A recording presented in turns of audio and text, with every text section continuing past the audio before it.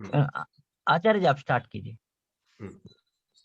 धन्वन्तरि समारंभां जीवकाचार्य मध्यमाम् अस्मदाचार्य पर्यन्तां वंदे गुरु परंपराम्।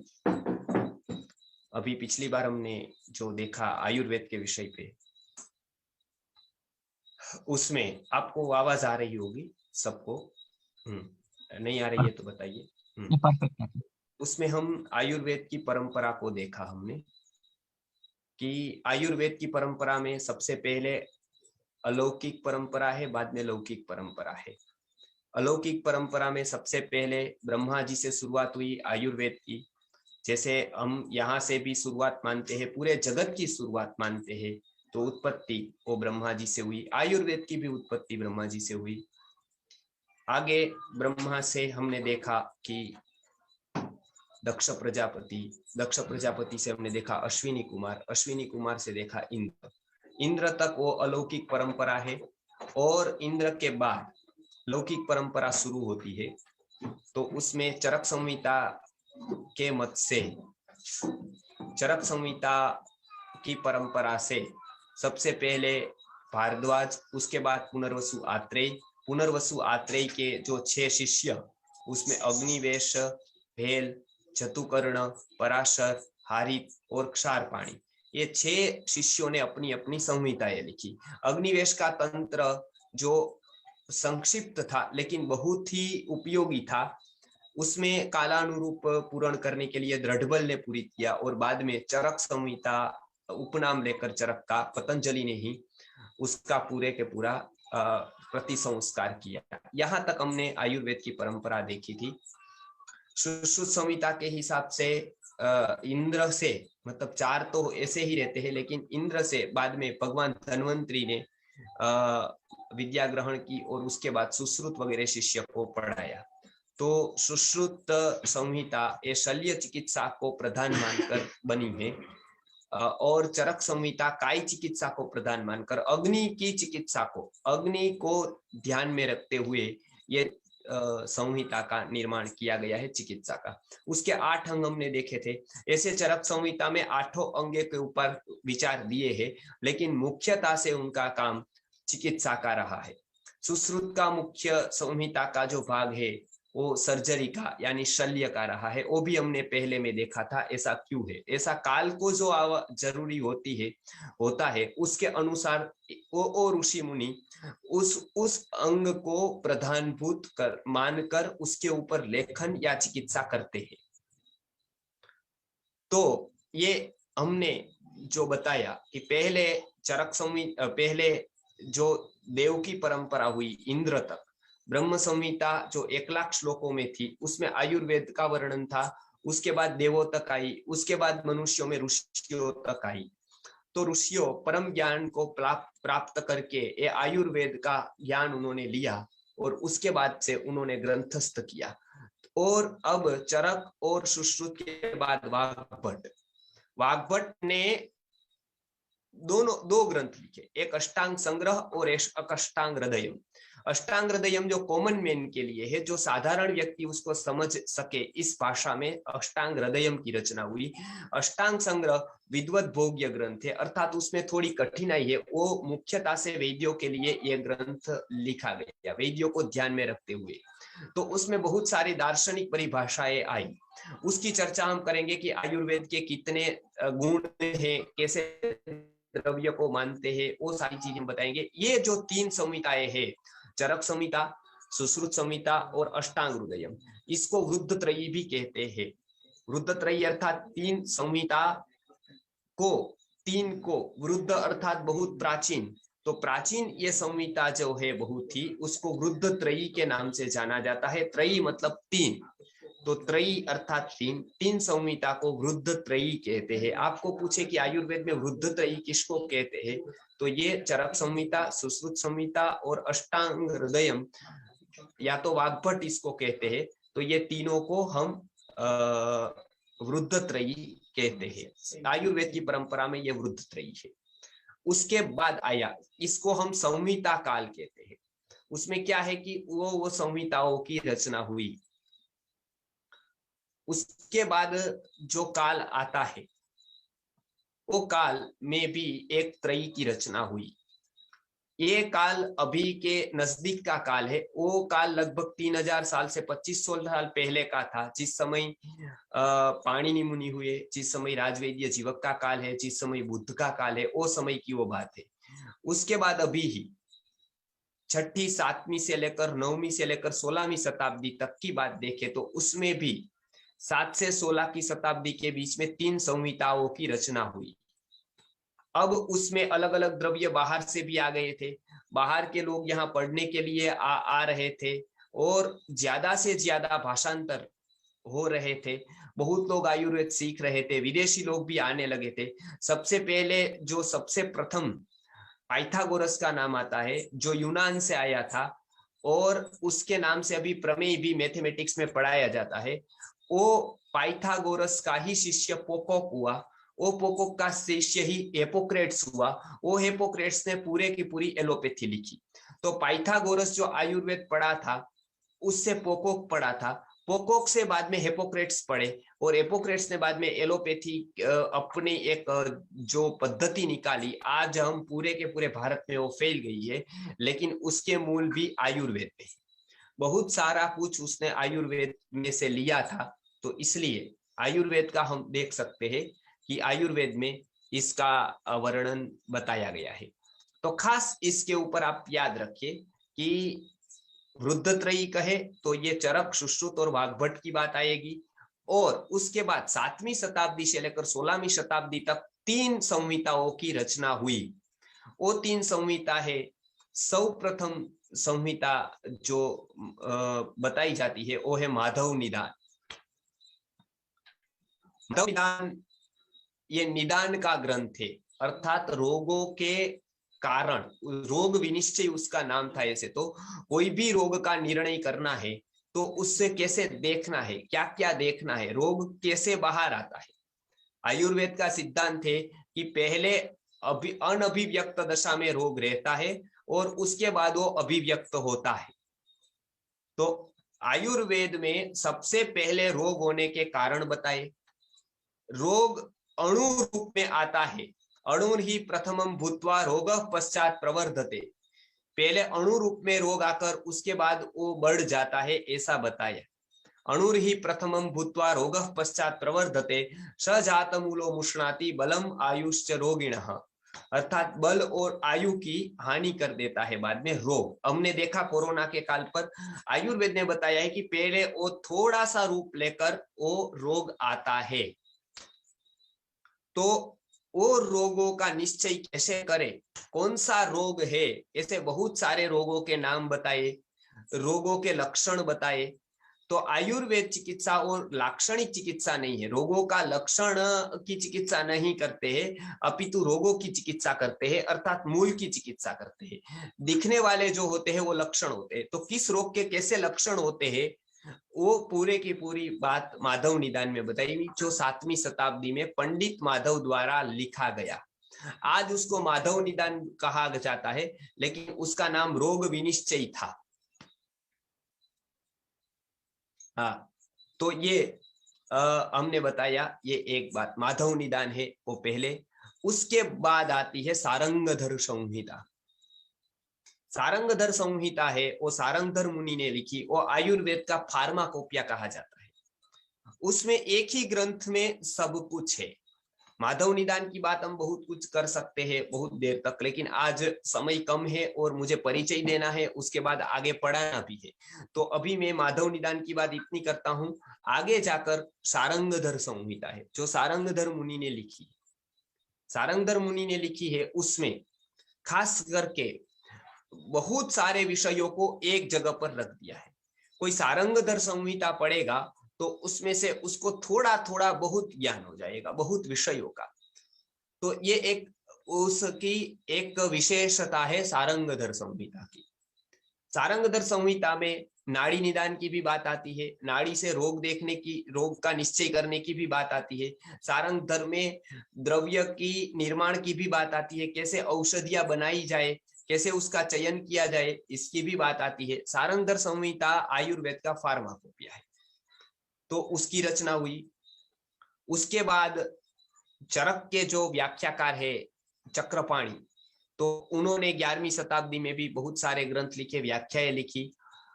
अब सारंगधर के बाद जो संहिताकार में जिसका नाम आता है वो है जो लघुत्रयी में जिसका नाम आता है वो है भाव प्रकाश। भाव प्रकाश नामक ग्रंथ भाव मिश्र जी की रचना है और वो 16वीं शताब्दी में लिखी गई है। तो 3 हमने देखा, माधव निदान, सारंगधर संहिता और भाव प्रकाश निघंटु। ये तीनों जो है वो लघुत्रयी कही जाती है। भाव प्रकाश निघंटु में भाव मिश्र जी ने बहुत सारी बातें बताई। उसमें 16वीं शताब्दी में जो जो औषध भारत में आ गए थे उसके गुण क्या है, उसके दोष क्या है, बहुत सारे हम अभी जो उपयोग कर रहे थे वो पहले नहीं थे लेकिन बाद में भारत में आ गए। ऐसे बहुत सारे फल है, ऐसे बहुत सारे धान्य हैं, ऐसे बहुत सारे शमी धान्य है। तो बहुत सारे प्रकार के फल सब्जियां जो पहले नहीं थे लेकिन बाद में भारत में आ गए, तो उसका गुण लिखना जरूरी होता है। फिर बहुत सारे रोग ऐसे होते जो पहले नहीं थे, फिरंगी आए तो उसके बाद एक रोग लाए, उस रोग का नाम था फिरंग। फिरंग का वर्णन चरक सुश्रुत में नहीं है लेकिन भाव प्रकाश संहिता में मिलता है उसका वर्णन, क्योंकि वो फिरंगी के आने के बाद आया। ऐसे बहुत सारे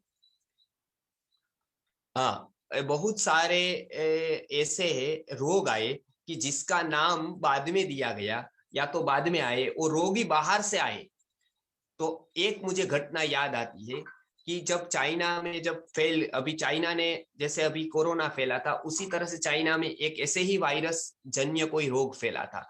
उसकी कोई चिकित्सा ही नहीं हो रही थी 6ठी शताब्दी में।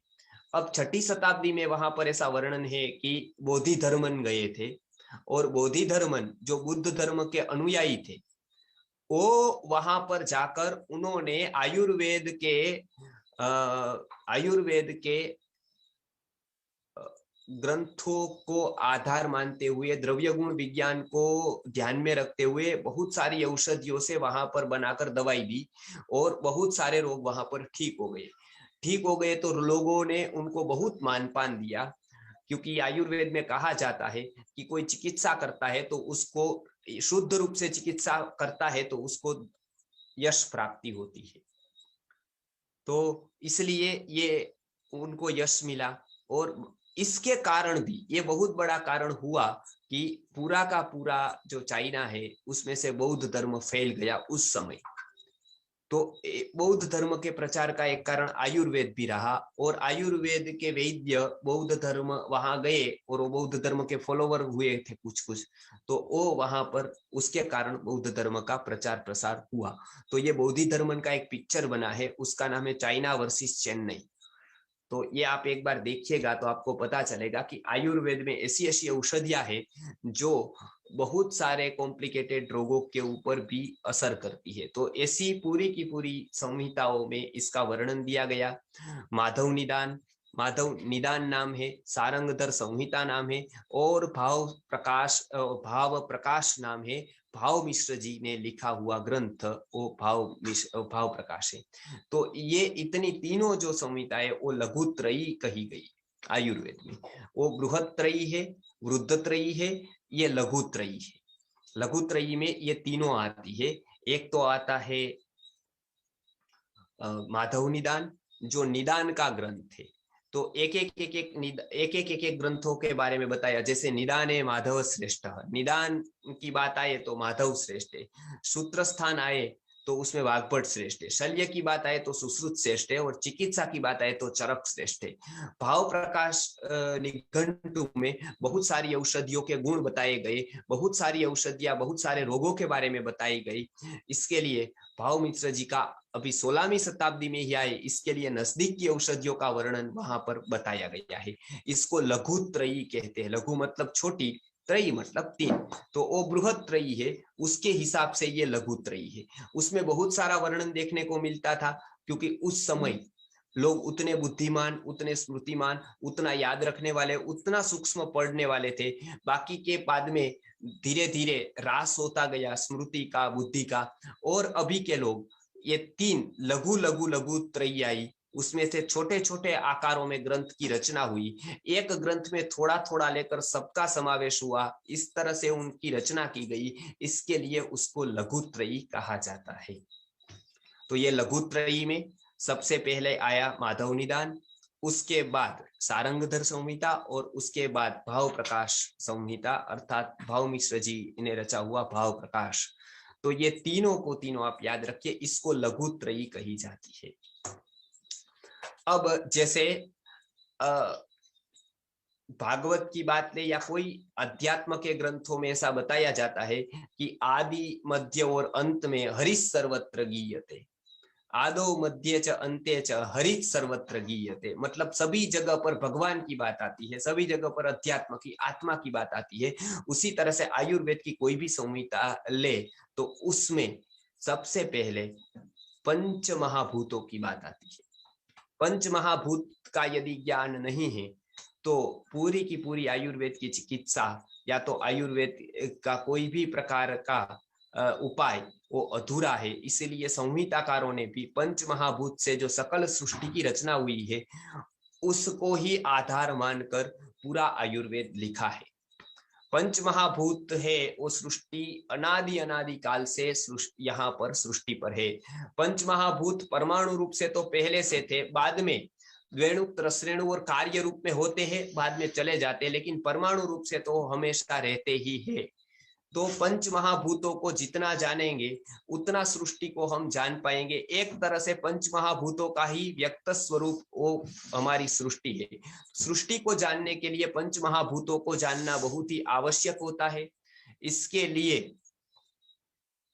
पंच महाभूतों की शुरुआत आयुर्वेद में, उसी के बाद बहुत सारी चिकित्सा पद्धतियों ने उसके ऊपर कार्य किया, उसको अपनाया। अब हम देखते हैं कि पंच महाभूत क्या है। पृथ्वी, जल, तेज, वायु और आकाश, इसको पंच महाभूत कहते हैं। पंच महाभूतों का जितना ज्ञान बढ़ेगा, जितना सूक्ष्मता से उसको हम देखेंगे, तो आपको लगेगा कि हर एक द्रव्य में, हर एक गुण में, हर एक औषध में, हर एक ऋतु में ये भूतों का प्रधानता होती है और उसी के कारण कोई दोष, कोई रोग होता है और उसी को सम कर देने से वो रोग चला जाता है। तो इसको सबसे पहले आयुर्वेद ने पंच महाभूतों का विभागीकरण किया। जैसे 4 वेद थे, उसका वेद व्यास ने विभाग किया, ऋग्वेद, अथर्ववेद, सामवेद, ऋग्वेद, यजुर्वेद, सामवेद और अथर्ववेद के रूप में। उसी तरह से आयुर्वेद ने पंच महाभूतों को 3 तत्वों में विभाजित कर दिया। नजदीक के भूतों को लाकर, जैसे एक वेद से 4 संहिता बनी, उस तरह से 5 महाभूतों से 3 तत्व बने आयुर्वेद के।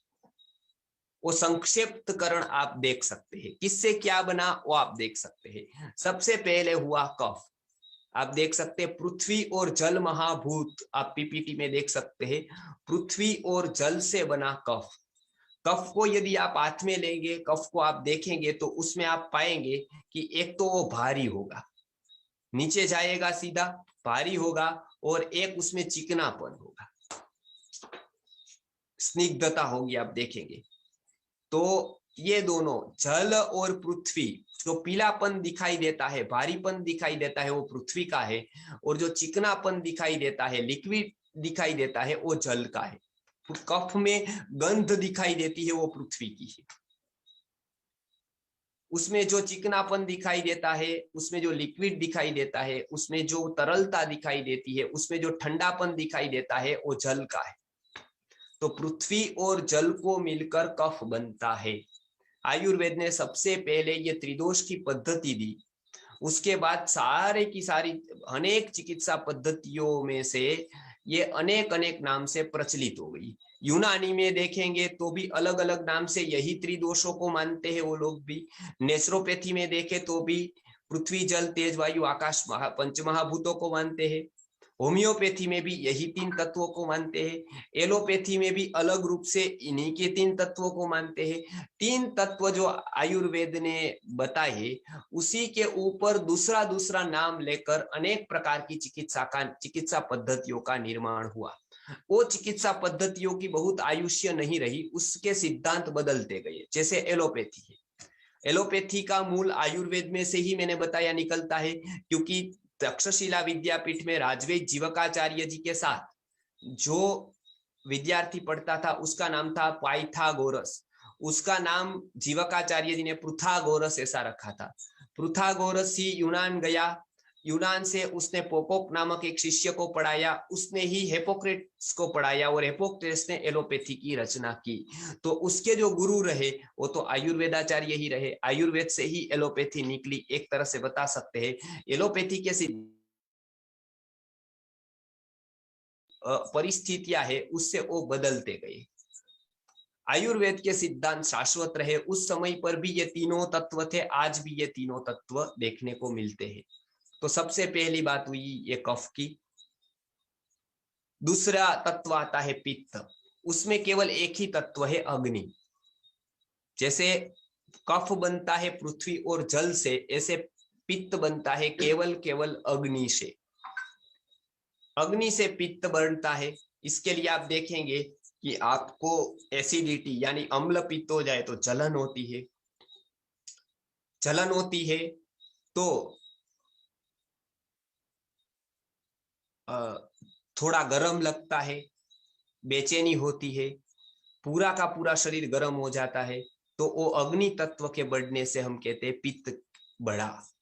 अग्नि का ही एक रूप पित्त है, कार्य उसको बताते हैं।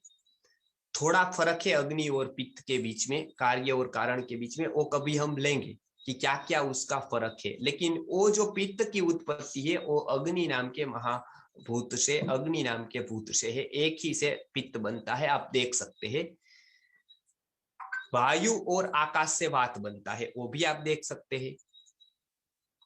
वायु और आकाश, वायु है और आकाश है, दोनों को मिश्रण से वात बनता है।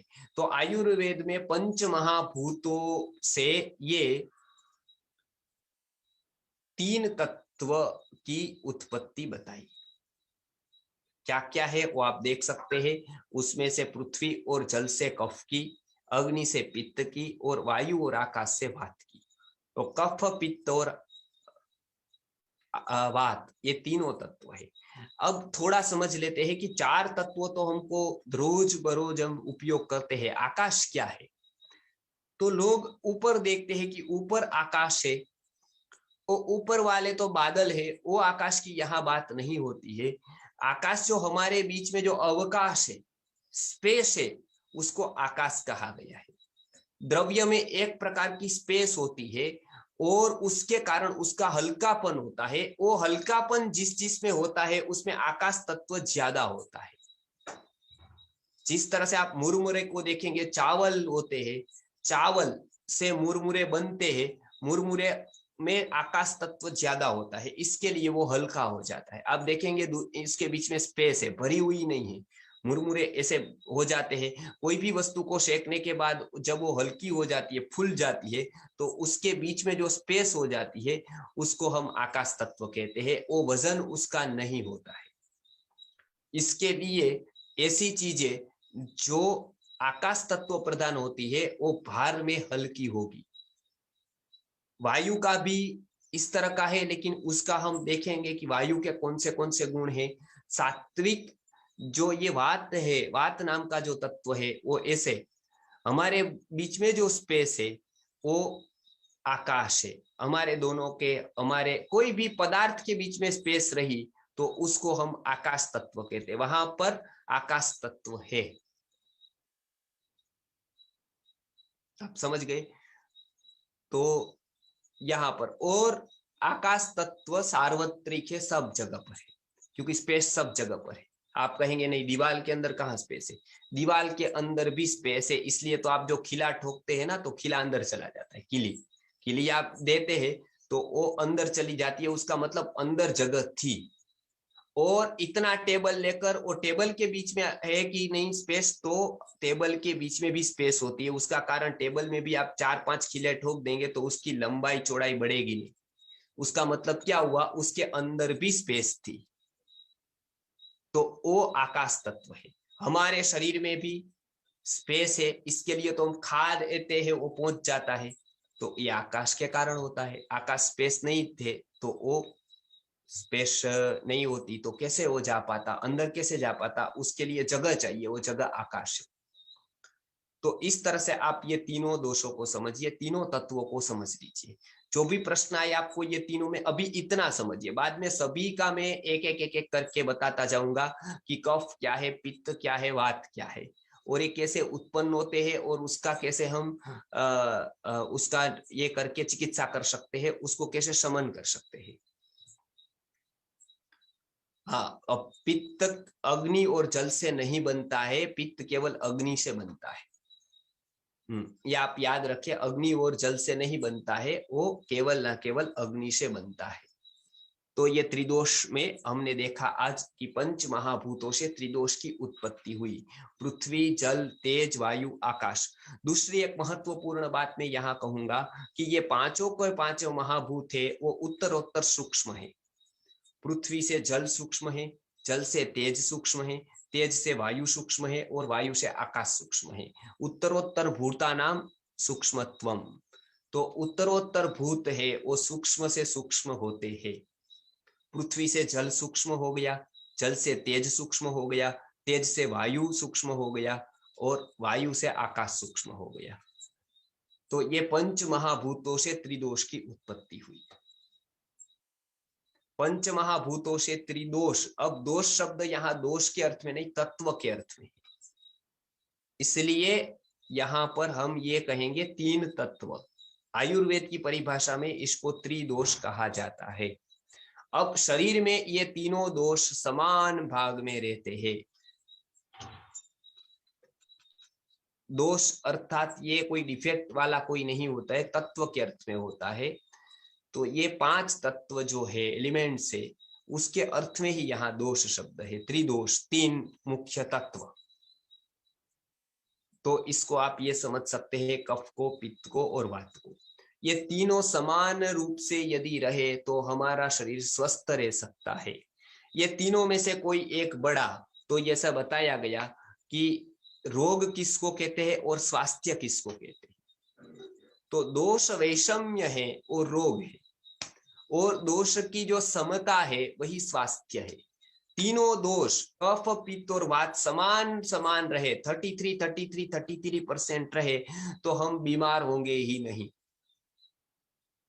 और हमारी सारी क्रियाएं चलती रहेगी शरीर की। यदि इसमें से कोई एक बढ़ गया तो कोई रोग होगा। कफ बढ़ गया तो कफ बढ़ा है तो 20 प्रकार के रोग होंगे, पित्त बढ़ गया 40 प्रकार के होंगे, वात बढ़ गया 80 प्रकार के होंगे। तो ये बढ़ने से या घटने से रोग होगा, लेकिन ये समान मात्रा में रहे तो कोई रोग नहीं होगा। इसके लिए आयुर्वेद का सूत्र है समदोष।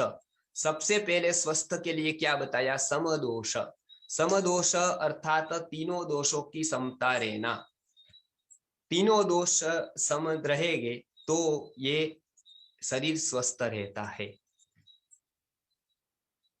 समाग्नि, समधातु, मलक क्रिया, वो सब हम आगे देखने वाले हैं। अभी एक पार्ट हमने देख लिया कि ये तीनों दोष सम रहना जरूरी होता है तो हम स्वस्थ रह सकते हैं। तो आपको ये समझ में आ गया होगा आसानी से उसका सिद्धांत, पंच महाभूतों का सिद्धांत। उसमें मैंने एक बात बताई कि उत्तरोत्तर भूत सूक्ष्म होते हैं पंच महाभूतों में। तो इसमें सबसे पहले पृथ्वी है। पृथ्वी को आप कितना भी सूक्ष्म कर दे तो सूक्ष्म से सूक्ष्म आपको वस्त्र से छाने ऐसा चूर्ण हो जाएगा। आपने चूर्ण खाया होगा। आप जो बाजार से चूर्ण लेते हैं उसको आयुर्वेद की परिभाषा में वस्त्रगाल चूर्ण कहते हैं। जब एक तरफ आप वस्त्र रखते हैं और उसके कॉटन के कपड़े में या कोई भी सूती के कपड़े में आप रखेंगे तो दूसरी तरफ वो निकल जाएगा, तो इसको वस्त्रगाल चूर्ण कहते हैं। तो लेकिन वैद्य उसको किस में भर के देते हैं, तो कागज पे बांध कर देते हैं। कागज को वो भेदन नहीं कर पाता है, वस्त्र को भेदन कर पाता है। आप समझ गए ना, वो कागज को नहीं भेदन कर पाता, लेकिन पानी लीजिए, पानी वस्त्र को तो भेदन कर पाएगा, वस्त्र के आर पार तो निकल जाएगा, लेकिन कागज के भी आर पार निकल जाएगा। तो पृथ्वी जो चूर्ण थी वो सूक्ष्म से सूक्ष्म पृथ्वी थी, उससे भी सूक्ष्म जल हो गया। तो क्या हो गया कि पृथ्वी से सूक्ष्म क्या हो गया, जल हो गया। जल से भी सूक्ष्म तेज हो गया। किस तरह से हुआ, जल यहाँ पर भरा है, उसमें हम पत्थर एक डालेंगे, कंकड़ डालेंगे, तो पूरे तरंग होंगे। क्यों? क्योंकि पत्थर गया तो उसने पानी के परमाणु को हटा दिया। स्थूल वस्तु जब सूक्ष्म में जाती है तो उसको हटाए बिना नहीं जा सकती। तो पानी में जो पत्थर गिरा तो उसने ऐसे जैसे जैसे वो अंदर चलाता गया वो परमाणु को हटाता गया तो ऐसी तरंगे होती गई, आपको पता है। अब पानी में भी पानी गिरा तो ऐसी तरंगे होगी, आप देखिएगा। पानी भी पानी में जाएगा तो पानी को हिलाएगा, लेकिन सूर्य का ताप पूरा का पूरा नीचे तक चला जाएगा तो पानी हिलेगा नहीं। तो नदी में आपने स्नान किया होगा तो नीचे का पानी गर्म होता है, आपको पता है। जब पानी नदी के अंदर आप जाते हैं तो अंदर नीचे तक जाने पे आपको पानी गर्म लगेगा। वो सूर्य का ताप अंदर तक जाएगा लेकिन पानी को हिलाएगा नहीं, आर पार निकल जाएगा उससे हिलाए बिना, क्योंकि तेज सूक्ष्म है। समझ गए आप, तेज सूक्ष्म है, इसके लिए वो सूक्ष्म रूप से चला जाता है। आप पतीला गैस के ऊपर रखते हो, उसके ऊपर अग्नि नीचे करते हो, तो अग्नि जो है वो पतीले के आर पार निकल जाती है, इसके लिए पानी गर्म होता है, नहीं तो पानी गर्म नहीं होगा। पतीले के आर पार चली जाती है अग्नि। इसके लिए आप देखेंगे धीरे धीरे परमाणु आते हैं अग्नि के, तो हमको पता चलेगा कि हाँ अग्नि के परमाणु आ रहे हैं तो गर्म पानी हो रहा है। तो अग्नि पानी से भी सूक्ष्म है। वायु अग्नि से भी सूक्ष्म है। क्यों? क्योंकि अग्नि का स्वरूप है सूर्य, सूर्य का ताप आएगा और हम यहाँ पर रहेंगे तो हमारी परछाई पड़ेगी। क्यों? उतने में हमने सूर्य को रोक लिया। स्थूल सूक्ष्म को रोक सकता है, स्थूल है उसने रोक लिया, स्थूल है उसने रोक लिया तो उसकी परछाई आई, वो आर पार निकल जाना चाहिए था, नहीं तो नहीं निकल पाया। हमारा स्थूल है तो स्थूल आगे रह गया तो हमारी परछाई पड़ी। समझ गए ना, हमारी परछाई पड़ती है। पानी की भी परछाई पड़ती है, लेकिन वायु की परछाई नहीं पड़ती। आपने समझ लिया, ये वायु की परछाई नहीं पड़ती। क्यों? क्योंकि वायु तेज से भी सूक्ष्म है। स्थूल होता तो परछाई पड़ती, स्थूल नहीं है इसलिए परछाई नहीं पड़ती। तो ये एक है वायु सूक्ष्म है। और वायु तो हमको जानने को मिलता है, हम इंद्रियों से जान सकते हैं, लेकिन आकाश को हम जान ही नहीं सकते हैं कोई इंद्रिय से। वायु तो हम यहाँ पर हाथ रखेंगे तो पवन आ रहा है, ठंडा है, गर्म है, हम जान सकते हैं, लेकिन इसको हम जान ही नहीं सकते हैं आकाश को। कोई भी इंद्रिय से उसको जान नहीं सकते हैं, इसलिए आकाश सूक्ष्म से सूक्ष्म तत्व है। तो पंच महाभूतों में पृथ्वी से जल सूक्ष्म, जल से वायु, जल से तेज सूक्ष्म, तेज से वायु सूक्ष्म, वायु से आकाश। ये पांचों महाभूतों में उत्तरोत्तर भूत सूक्ष्म होते हैं, ये आपको समझना है। ये पंच महाभूतों के ऊपर आयुर्वेद की संहिताओं का पूरा ज्ञान है। तो ये मैंने बताया। आज बृहत्त्रयी की बात हुई, लघुत्रयी की भी बात की, उसमें से पंच महाभूतों की बात की, पंच महाभूतों में उत्तरोत्तर भूतों सूक्ष्म है उसकी भी बात की। उसमें भी मैंने बात ये भी बताई, ये पंच महाभूतों में उत्तरोत्तर जो भूत सूक्ष्म है, वो भूतों का जो समूह है उससे ही त्रिदोष की उत्पत्ति होती है। वो त्रिदोष में वात, पित्त और कफ की बात बताई। और वात पित्त और कफ किससे किससे बनते हैं उसकी भी आज मैंने बात बताई। तो ये हमने इतनी बातें बताई, उसका आप मनन चिंतन करिए कि ये कैसे भूत है और किस तरह से उसकी रचना है, किस तरह से उसकी उत्पत्ति होती है, वात की, पित्त की और कफ की। ये तीनों आप समझिए, सूक्ष्मता से समझिए कि ये तीनों तो बहुत ही कार्य होगा इससे। आप धीरे धीरे उसको समझते जाएंगे तो हम सूत्र आसान रहेगा हमारे लिए सब कोई सूत्र को पढ़ने का। तो इसके लिए देखिए अच्छी तरह से मयंक भाई ने आज बना कर दिया है आपको, आप इसको पढ़िए क्योंकि ये इसको आपके लिए बहुत मेहनत ली है और इसके आपको एक तरह से समझ में आए इसके लिए तरह से ड्रॉ करके दिया है जी। तो ये आप समझिए उसको तो बहुत आसान रहेगा। आकाश से अंतरिक्ष सूक्ष्म है तो अंतरिक्ष का यहाँ पर रोल अलग रीत से है, तो इसीलिए अभी हम आकाश तक ही रहेंगे।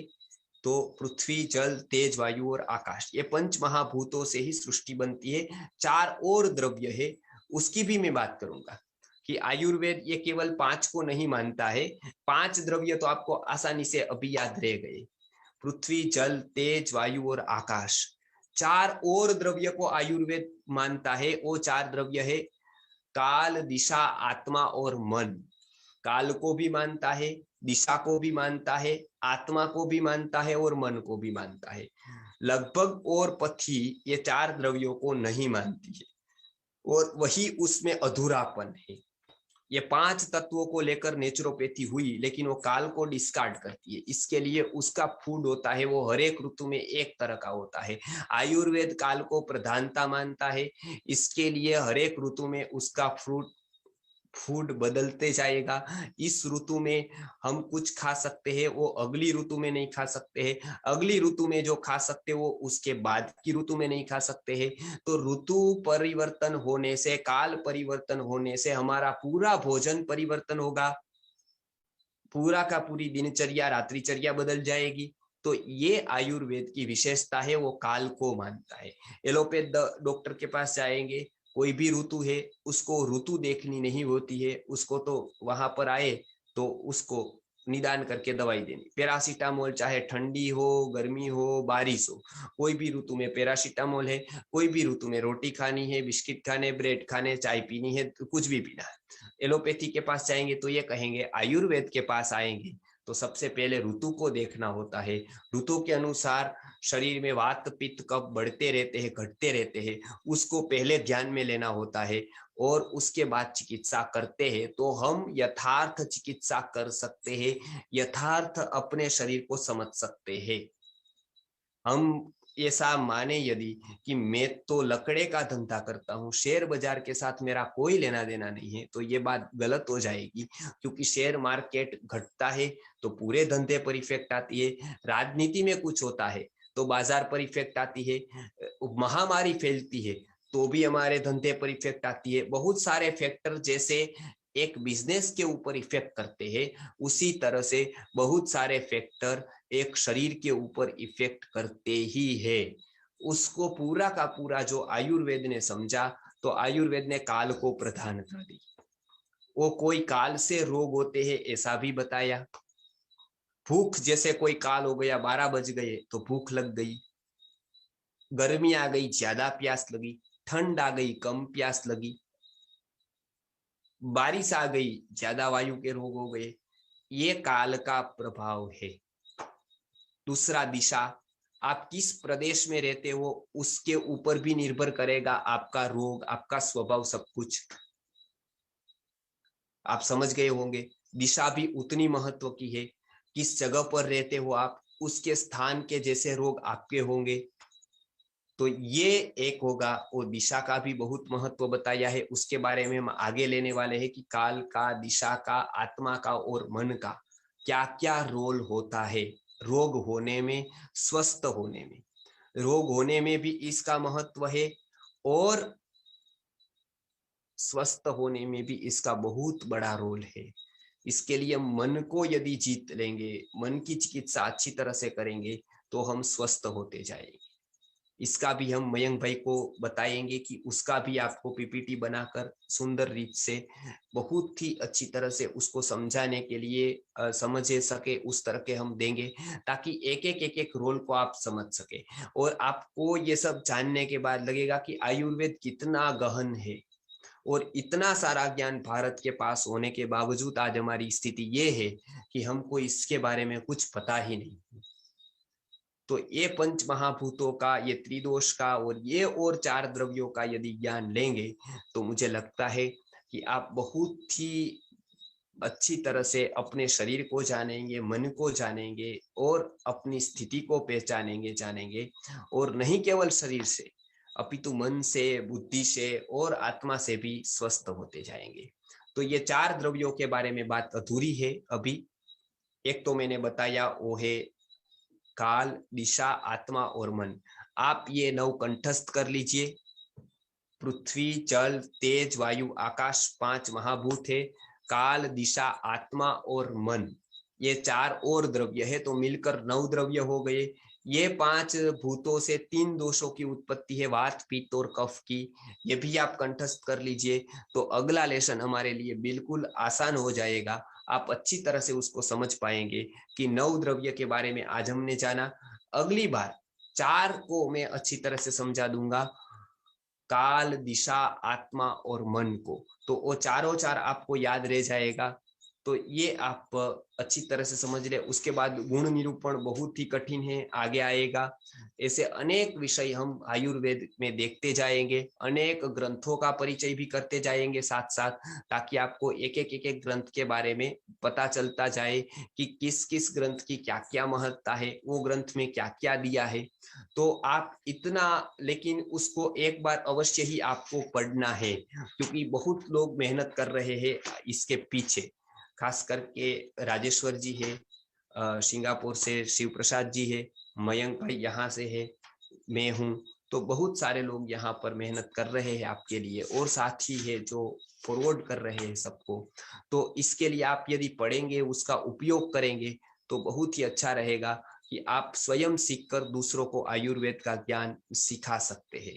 तो अगली बार हम फिर से आयुर्वेद के सेशन में आएंगे, उसमें मैं 4 तत्वों की बात आपको बताऊंगा, और आगे जाकर 6 रसों की उत्पत्ति कैसे हुई इनसे, और बाकी के पूरे सृष्टि में क्या क्या है आयुर्वेद की दृष्टि से, वो मैं समझाता जाऊंगा।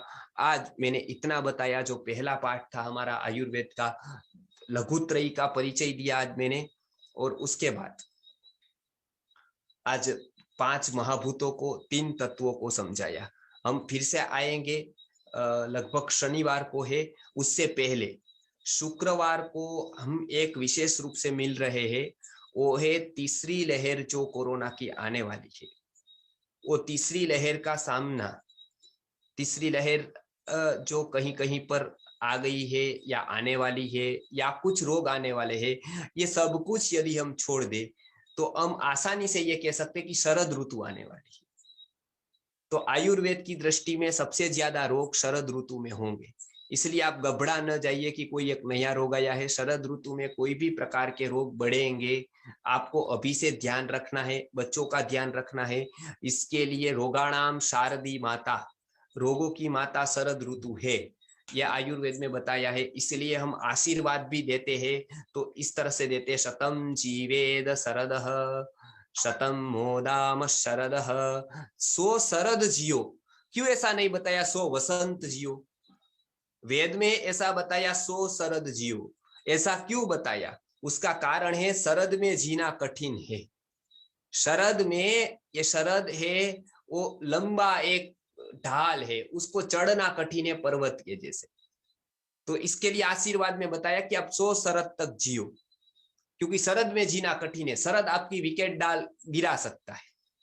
तो अभी जो आएगा वो ऋतु ऐसी आएगी जिसमें शरदी पित्तम कुप्यति, पित्त का प्रकोप होगा, अनेक प्रकार के रोग होंगे, आकाश स्वच्छ होगा, अगस्ती तारा का उदय हो जाएगा, आकाश एकदम स्वच्छ होगा, सूर्य के किरण सीधे आएंगे, गर्मी बहुत होगी, गर्मी बहुत होगी और कभी कभी बारिश होगी। ऐसी मिश्र ऋतु में बहुत सारे रोग हो सकते हैं, कौन से रोग होंगे इस ऋतु में, और आयुर्वेद की दृष्टि से हम कैसे उसको पहुंच सकते हैं, क्या कर सकते हैं, घर से दूसरों को कैसे मार्गदर्शन दे सकते हैं।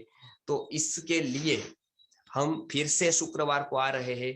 शुक्रवार को त्रिश्री लहर के बारे में जो जो क्या क्या सिम्टम्स होंगे, और चरक मुनि ने जनपदोध्वंस अध्याय में क्या बताया है, बहुत रोचक संहिता है चरक संहिता।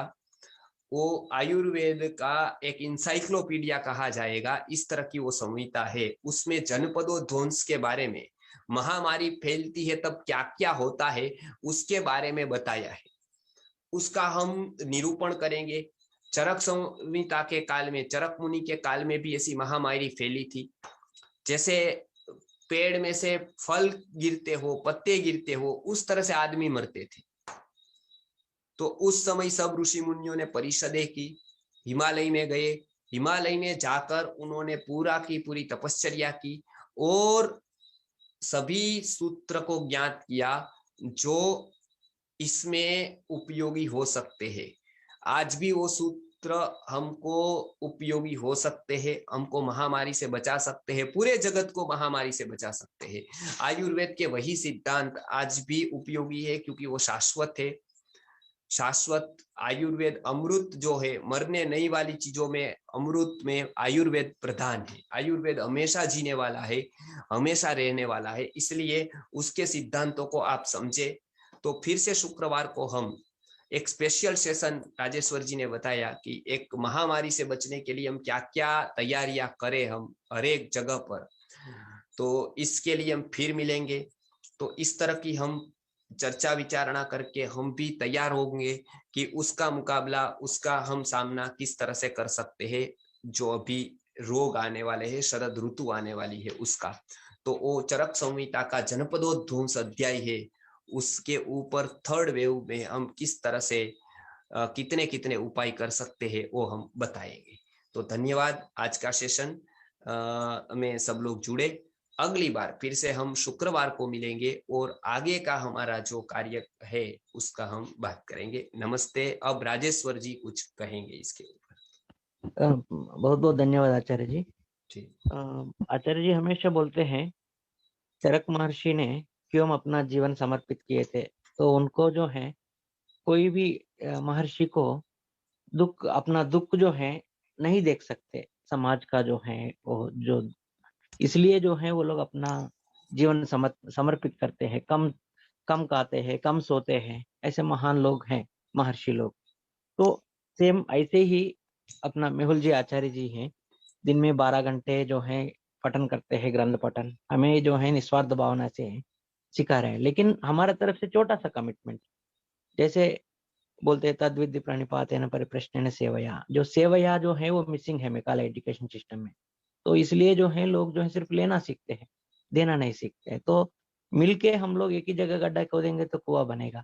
तो ग्रुप में 1600 लोग हैं, तो 350 लोगों को की लगा कि ये सेशन सुनना है बोल के, तो बाकी लोग इतना छोटा सा कमिटमेंट तो लीजिए, कम से कम जुड़िए, 10 लोगों को फॉरवर्ड कीजिए, वो लोग जुड़े ना जुड़े, लेकिन आप कम से कम जुड़ने से क्या है ना, मोटिवेशन होता है। तो फ्राइडे के लिए जो है आचार्य जी जो ने हमारे मुंबई में भी बहुत लोगों को जो थर्ड वेव का जो है इसमें बहुत हेल्प मिला। अभी हमारा नेबरहुड में भी एक पूरा फैमिली को आने से आचार्य जी की तरफ से हम लोग क्योर किए थे। तो ये जो है बहुत आसान है, लेकिन ये ज्ञान घर घर तक पहुंचना है।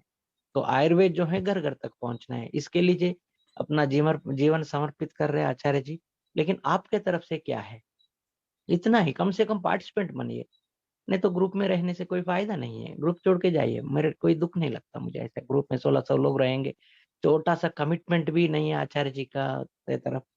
तो हमारा एक 100 ग्रुप है, 10 साल से मैं 100 ग्रुप बनाया, उसने फुल ऑफ म्यूट स्पेक्टेटर्स, उसमें मुझे दिलचस्पी नहीं। लेकिन ये ग्रुप स्पेशल ग्रुप्स है, ये ग्रुप्स जो है देश बदलने वाला है, ये ग्रुप्स जो है भारत को स्वस्थ बनाने वाला है, ये ग्रुप्स जो है भारत को विश्व गुरु बनाने वाला है, ये उम्मीद मैं रखता हूँ। तो व्हाट्सएप ग्रुप जो है मेरे सिर्फ ग्रुप नहीं है, वो मेरा फैमिली है। उसमें मेरा भाई रहता है, उसमें मेरे बहन रहती है। तो वो भावना से मैं व्हाट्सएप ग्रुप को मैं अपना समझता हूँ। सिर्फ म्यूट स्पेक्टेटर जैसे रहना है तो रहने की जरूरत नहीं है, सिर्फ इतना भी कमिटमेंट नहीं है कम से कम पार्टिसिपेंट भी बनने का जो मन नहीं है, तो रहने का ज़रूरत नहीं है। आप you can leave this group. तो हम लोग मिल के करेंगे, कुछ करना है तो करेंगे। ये जो है दुःख जैसे आचार्य जी जो है समाज के लिए इतना टाइम, इतना समर्पित अपना जीवन कर रहे हैं, तो आपके तरफ से थोड़ा तो परोपकारार्थम इदं शरीरम, तो थोड़ा तो कीजिए समाज के लिए। मिलके कुछ जो है हम लोग भारत को जो है कुछ स्वस्थ भारत बनाने का या भारत को आगे लेके जाने का जो ऋषि मुनियों का डायरेक्शन में, तो इसमें कुछ करेंगे।